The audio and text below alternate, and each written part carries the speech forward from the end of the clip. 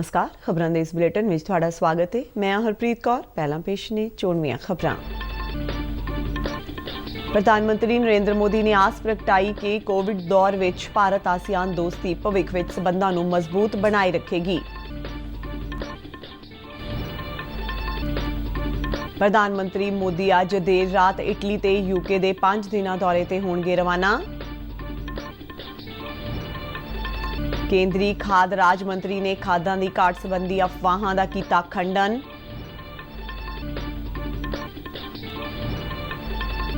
केंद्रीय मंत्री गजेंद्र सिंह शेखावत दा ऐलान, भाजपा पंजाब दीआं सारियां 117 विधान सभा सीटां ते लड़ेगी चोण। ते प्रधानमंत्री आवास योजना ते स्वनिधि योजना ने कई लोकां नूं पहुंचाया लाभ। ते हुण खबरां विस्तार नाल। प्रधानमंत्री नरेंद्र मोदी ने आस प्रगटाई है कि कोविड के दौर विच भारत आसियान दोस्ती भविख विच संबंधां नूं मजबूत बनाए रखेगी ते लोकां विचाले सद्भावना दा आधार बनेगी। अज 18वीं आसियान भारत सिखर कानफ्रेंस नूं संबोधन करदिआं उन्हां कहा कि कोविड कारण सारिआं नूं काफ़ी चुनौतियां दा सामना करना पिया।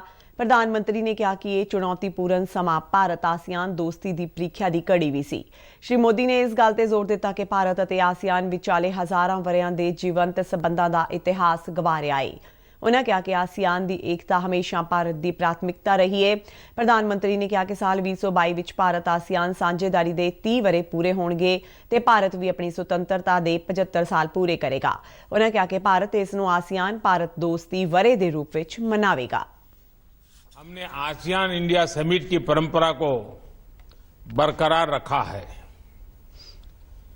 मैं हिज मैजेस्टी ब्रुनेई के सुल्तान का 2021 में आसियान की सफल अध्यक्षता के लिए अभिनंदन करता हूं। योर मैजेस्टी, एक्सेलेंसीज, कोविड-19 महामारी के कारण हम सभी को अनेक चुनौतियों से जूझना पड़ा, लेकिन प्रधानमंत्री नरेंद्र मोदी G20 ते COP 26 शिखर सम्मेलन में हिस्सा लैण लई अज रात इटली ते यूके दे 5 दिनां दौरे ते रवाना हो रहे हैं। पहले पड़ाव विच प्रधानमंत्री रोम विच 30 तो 31 अक्तूबर तक चलण वाले G20 सम्मेलन विच शामिल होणगे। प्रधानमंत्री सम्मेलन तो हट के इटली दे प्रधानमंत्री समेत होरनां नेतावां नाल दुवल्लियां मीटिंगां करनगे। इस तो बाद प्रधानमंत्री यूके दे ग्लासगो विच 1 ते 2 नवंबर नूं होण वाले COP 26 सम्मेलन विच हिस्सा लैणगे। इस सम्मेलन विच प्रधानमंत्री बोरिस जॉनसन समेत कई होरनां नेतावां नाल दुवल्लियां मीटिंगां करनगे। केंद्रीय सेहत मंत्री मनसुख मांडविया ने कहा है कि देश विच सेहत नूं पहलां कदे भी विकास नाल नहीं जोड़िया गया। CII दे एक प्रोग्राम नूं संबोधन करदिआं उन्हां इह गल आखी ते बेहतर कल लई सेहत खेतर विच सुधार दा जिक्र करदिआं कहा कि पहला सेहत का मतलब सिर्फ इलाज होंदा सी, जिहड़ा बजट ते सरकारी नीतियां विच ही दिखदा सी। उन्होंने कहा कि निवारक उपाय भी सेहत देखभाल का एक हिस्सा हो सकते हैं। आज कोई आए और हेल्थ सेक्टर में एक मल्टी स्पेशलिटी हॉस्पिटल चालू करने के लिए डिसाइड करे तो भारत सरकार की ओर से ही उसको सहाय मिल जाएगी, क्योंकि वो आयुष्मान भारत योजना में रजिस्ट्रेशन ले ले तो आज कोई लाभार्थी है उस सरकार में भी जाना चाहेंगे और प्राइवेट में भी जाना चाहेंगे तो उसके ऑटोमेटिक सस्टेन हो जाएंगे। तो कुल मिला के प्राइवेट सेक्टर हेल्थ सेक्टर में इन्वेस्ट करे, इसके लिए भी अपॉर्चुनिटी है। दूसरा, आज विश्व के कई ऐसे फंड है। देशव्यापी कोविड टीकाकरण मुहिम तहत भारत ने 104 करोड़ तो वध टीके लगा के एक नवा मील पत्थर पार किया है। सेहत मंत्रालय वालों दी गई जानकारी मुताबक हुण तक 72.5 करोड़ लोगों को वैक्सीन की पहली खुराक दी गई है, जबकि 31 करोड़ 57 लाख तो वध लोग दूजा टीका लगवा चुके हैं। बीते 24 घंटिया दौरान 48 लाख तो वध टीके लगाए गए। मंत्रालय मुताबक कोविड-19 तो सेहतयाब होने की दर 98.19% हो गई है, जो कि इस वरे मार्च महीने तो लैके सब तो ज्यादा है। बीते 24 घंटिया में कोविड-19 के 13,000 नवे केस सामने आए, जिस नाल कुल एक्टिव केसां की गिनती 1,62,661 हो गई है। पंजाब विच हुण तक 2 करोड़ 19,33,000 तो वध टीके लगाए जा चुके हैं, जिन्हां विचों 1 करोड़ 58 लाख तो वध लाभपात्रियों नूं वैक्सीन की पहली खुराक दी गई है ते 61 लाख तो वध लोग वैक्सीन का दूजा टीका भी लगवा चुके हैं।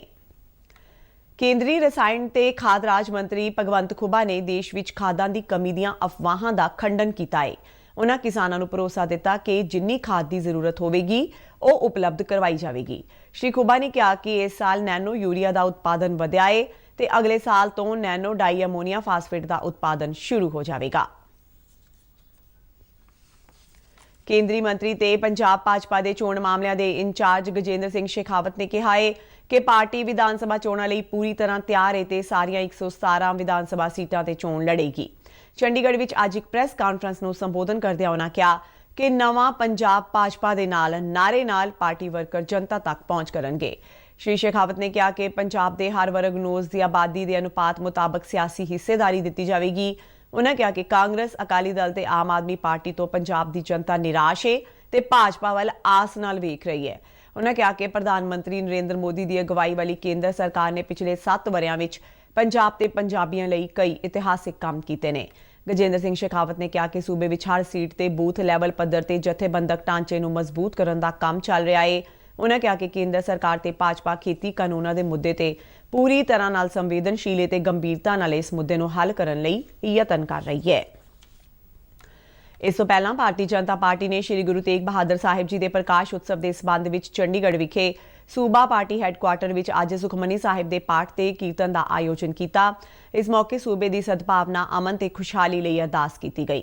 ਕੇਂਦਰੀ ਮੰਤਰੀ ਤੇ ਪੰਜਾਬ ਭਾਜਪਾ ਦੇ ਚੋਣ ਪ੍ਰਭਾਰੀ ਗਜੇਂਦਰ ਸਿੰਘ ਸ਼ੇਖਾਵਤ, ਬੀਜੇਪੀ ਦੇ ਖੇਤਰੀ ਪ੍ਰਭਾਰੀ ਸੌਦਾਨ ਸਿੰਘ, ਕੇਂਦਰੀ ਮੰਤਰੀ ਤੇ ਪੰਜਾਬ ਚੋਣਾਂ ਦੇ ਸਹਿ ਪ੍ਰਭਾਰੀ ਹਰਦੀਪ ਸਿੰਘ ਪੁਰੀ, ਕੇਂਦਰੀ ਵਣਜ ਰਾਜ ਮੰਤਰੀ ਸੋਮ ਪ੍ਰਕਾਸ਼, ਕੇਂਦਰੀ ਰਾਜ ਮੰਤਰੀ ਤੇ ਸਹਿ ਪ੍ਰਭਾਰੀ ਮੀਨਾਕਸ਼ੀ ਲੇਖੀ, ਬੀਜੇਪੀ ਦੇ ਕੌਮੀ ਜਨਰਲ ਸਕੱਤਰ ਤੇ ਪੰਜਾਬ ਬੀਜੇਪੀ ਪ੍ਰਭਾਰੀ ਦੁਸ਼ਯੰਤ ਗੌਤਮ, ਬੀਜੇਪੀ ਦੇ ਕੌਮੀ ਜਨਰਲ ਸਕੱਤਰ ਤਰੁਣ ਚੁਗ, ਪੰਜਾਬ ਬੀਜੇਪੀ ਦੇ ਸਹਿ ਪ੍ਰਭਾਰੀ ਰਵਿੰਦਰ ਸਿੰਘ ਰੈਣਾ, ਪੰਜਾਬ ਬੀਜੇਪੀ ਦੇ ਪ੍ਰਧਾਨ ਅਸ਼ਵਨੀ ਸ਼ਰਮਾ ਤੇ ਕੌਮੀ ਅਨੁਸੂਚਿਤ ਜਾਤੀ ਕਮਿਸ਼ਨ ਦੇ ਚੇਅਰਮੈਨ ਵਿਜੇ ਸਾਂਪਲਾ ਸਮੇਤ ਕਈ ਹੋਰ ਨੇਤਾ ਇਸ ਮੌਕੇ ਮੌਜੂਦ ਸਨ। ਕੇਂਦਰ ਸਰਕਾਰ ਦੀ ਪ੍ਰਧਾਨ ਮੰਤਰੀ ਆਵਾਸ ਯੋਜਨਾ ਕੱਚੇ ਘਰਾਂ ਵਿੱਚ ਰਹਿ ਰਹੇ ਲੱਖਾਂ ਲੋਕਾਂ ਲਈ ਵਰਦਾਨ ਸਾਬਤ ਹੋਈ ਹੈ। ਸਰਕਾਰ ਵੱਲੋਂ ਇਸ ਯੋਜਨਾ ਤਹਿਤ ਦਿੱਤੀ ਗਈ ਮਾਲੀ ਮਦਦ ਨਾਲ ਲੋੜਵੰਦਾਂ ਨੂੰ ਪੱਕੀ ਛੱਤ ਨਸੀਬ ਹੋਈ ਹੈ।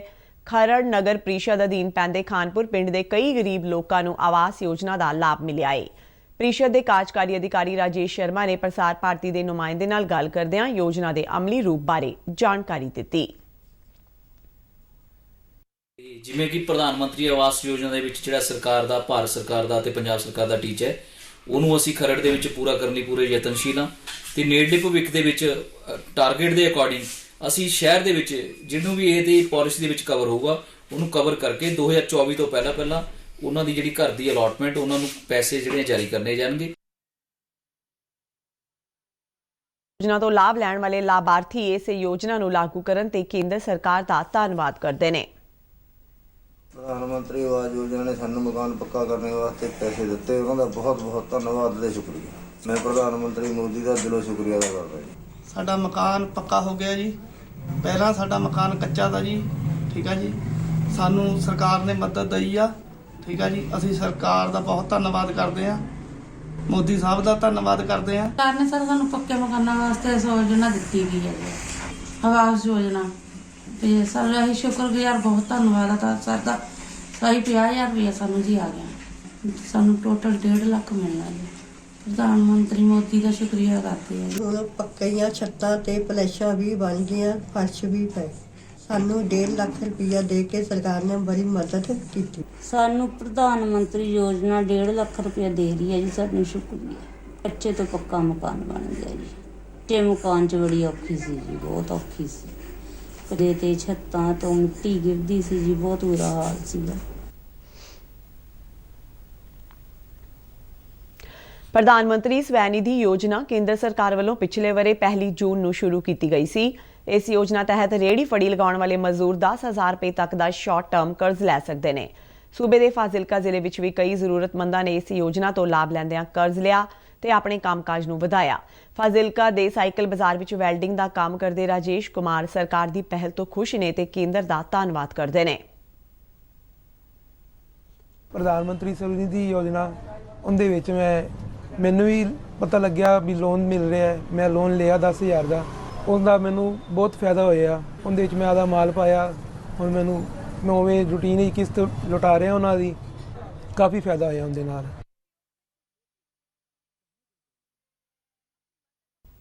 ਰਿਕਸ਼ਾ ਚਲਾਉਣ ਵਾਲੇ ਕ੍ਰਿਸ਼ਨ ਲਾਲ ਨੂੰ ਇਸ 10,000 ਰੁਪਏ ਦੇ ਕਰਜ਼ ਨੇ ਆਪਣਾ ਰਿਕਸ਼ਾ ਖਰੀਦਣ ਵਿੱਚ ਮਦਦ ਕੀਤੀ ਹੈ। ਸਰਕਾਰ ਤੋਂ ਲੋਨ ਲਿਆ ਸੀ 10,000 ਦਾ, ਮੈਂ ਰਿਕਸ਼ਾ ਲਈ ਜੀ, ਮੈਨੂੰ ਉਹਦਾ ਫਾਇਦਾ ਮਿਲਿਆ। ਮੈਂ ਸਰਕਾਰ ਦਾ ਬਹੁਤ ਧੰਨਵਾਦ ਹੈਗਾ। ਭਾਰਤੀ ਸਿੱਖਿਅਨ ਮੰਡਲ ਵੱਲੋਂ ਪ੍ਰੇਰਿਤ ਰਿਸਰਚ ਫਾਰ ਰਿਸਰਜੈਂਸ ਫਾਊਂਡੇਸ਼ਨ ਨੇ ਨਦੀਆਂ ਬਾਰੇ ਜਾਣਕਾਰੀ ਸੰਬੰਧੀ ਅੱਜ ਬਠਿੰਡਾ ਵਿਖੇ ਇੱਕ ਕਾਨਫਰੰਸ ਕਰਵਾਈ। ਇਸ ਦੀ ਪ੍ਰਤੀਨਿਧਤਾ ਕਰਦਿਆਂ ਮੰਡਲ ਦੇ ਕੌਮੀ ਜਥੇਬੰਦਕ ਸਕੱਤਰ ਮੁਕੁਲ ਕਨਿਤਕਰ ਨੇ ਕਿਹਾ ਕਿ ਉਹਨਾਂ ਦੀ ਸੰਸਥਾ ਨੇ ਨਦੀ ਕੋ ਜਾਣੋ ਮੁਹਿੰਮ ਸ਼ੁਰੂ ਕੀਤੀ ਹੈ। ਇਸ ਤਹਿਤ ਸਿੱਖਿਆ ਅਦਾਰਿਆਂ ਤੇ ਆਮ ਲੋਕਾਂ ਤੋਂ ਨਦੀਆਂ ਬਾਰੇ ਜਾਣਕਾਰੀ ਇਕੱਠੀ ਕੀਤੀ ਜਾਵੇਗੀ। ਉਹਨਾਂ ਦੱਸਿਆ ਕਿ ਦੇਸ਼ ਭਰ ਤੋਂ ਤਕਰੀਬਨ 1 ਲੱਖ ਵਿਅਕਤੀ ਇਸ ਵਿੱਚ ਹਿੱਸਾ ਲੈ ਰਹੇ ਨੇ। ਮੁਕੁਲ ਕਨਿਤਕਰ ਨੇ ਦੱਸਿਆ ਕਿ ਇਸ ਤਰ੍ਹਾਂ ਇਕੱਠੇ ਕੀਤੇ ਜਾਣ ਵਾਲੇ ਡਾਟੇ ਦੀ ਵਰਤੋਂ ਸਰਕਾਰ ਯੋਜਨਾਵਾਂ ਬਣਾਉਣ ਤੇ ਅੱਗੇ ਹੋਰ ਖੋਜ ਕਰਨ ਲਈ ਕਰ ਸਕੇਗੀ। इस कॉन्फ्रेंस विच केंद्रीय यूनिवर्सिटी बठिंडा तो प्रोफेसर रूबल कनौजिया समेत फाउंडेशन ने एक आयोजन किया है, एक बड़े अभियान का, जिसका नाम है नदी को जानो अभियान। जिस अभियान के अंतर्गत स्कूल, कॉलेज और सामान्य जनता से नदियों के बारे में जानकारी एकत्रित की जाएगी। आजकल जिसको क्राउड सोर्सिंग ऑफ इंफॉर्मेशन कहते हैं। इस आयोजन में कोई भी किसी भी आयु वर्ग का व्यक्ति पंजीकरण कर सकता है, एक नॉमिनल शुल्क के साथ में 25 रुपये के साथ में, और फिर उसके बाद अपने घर के पास में अपने ज़िले की किसी नदी का पूरा डाटा उसमें उनको डालना पड़ेगा। उसके लिए ऐप बनाया गया है। इस कॉन्फ्रेंस विच केंद्रीय यूनिवर्सिटी बठिंडा तो प्रोफेसर रूबल कनौजिया समेत होर सिक्ख्या ते रिसर्च नाल जुड़ियां शख्सियतां ने हिस्सा लिया। ਭਾਰਤ ਵਿੱਚ ਕੋਰੋਨਾ ਮਹਾਮਾਰੀ ਨਾਲ ਨਜਿੱਠਣ ਵਿੱਚ ਯੋਗ ਨੇ ਬੇहद ਅਹਿਮ ਯੋਗਦਾਨ ਦਿੱਤਾ ਹੈ। ਦੇਸ਼ ਭਰ ਵਿੱਚ ਲੋਕਾਂ ਨੇ ਯੋਗ ਪੱਧਤੀ ਨਾਲ ਖੁਦ ਨੂੰ ਸਿਹਤਯਾਬ ਰੱਖਿਆ। ਪੇਸ਼ ਹੈ ਇੱਕ ਰਿਪੋਰਟ।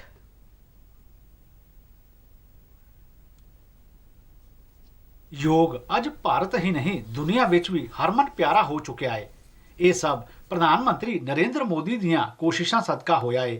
ਕੋਰੋਨਾ ਮਹਾਮਾਰੀ ਵਿੱਚ ਯੋਗ ਨੇ ਭਾਰਤ ਦੇ ਨਾਲ-ਨਾਲ ਦੁਨੀਆ ਭਰ ਦੇ ਲੋਕਾਂ ਨੂੰ ਇਸ ਮਹਾਮਾਰੀ ਤੇ ਕਾਬੂ ਪਾਉਣ ਲਈ ਵੱਖ-ਵੱਖ ਯੋਗ ਆਸਨਾਂ ਰਾਹੀਂ ਮਦਦ ਕੀਤੀ। योग करने वालों की बीमारी नाल लड़न की समर्था दूजियां तो काफ़ी वध गई। मैं पिछले 5-6 सालों से इस संस्थान से जुड़ा हुआ हूँ। हम नित्य प्रतिदिन यहाँ आकर अपना अभ्यास बनाते हैं।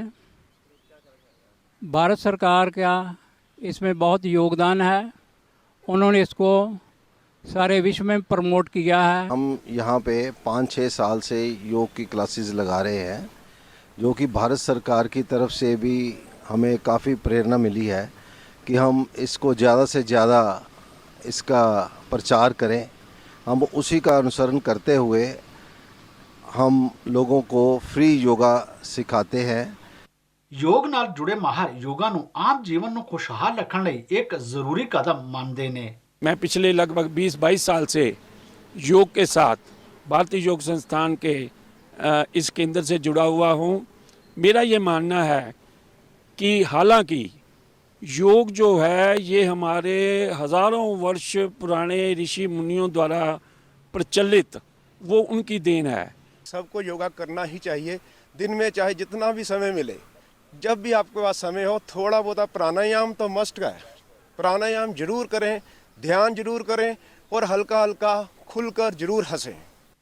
यकीनन योग ने आम आदमी की दौड़ भरी जिंदगी नूं एक सुकून दिता है ਅਤੇ बीमारियों तो निजात दिवाउण दे नाल-नाल खुशहाली ਵੱਲ ਤੋਰਿਆ है।